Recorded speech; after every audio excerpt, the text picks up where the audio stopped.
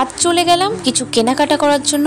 গিয়েই আমার খিদে পেয়ে গেল প্রচণ্ড। প্রথমেই খেয়ে নিয়েছি চিকেন পকোড়া, এরপরে ছিল চিকেন রোল, তারপরে চলে গেছি ফুচকার কাছে। তো ফুচকার আলু মাখা হলো, একটু ওয়েট করলাম, তারপরে দিয়ে দিল ফুচকা। এরপরে কিছুটা হাঁটতে হাঁটতে যেই দরকারে গেছি মেন দরকারে পৌঁছে যাচ্ছি।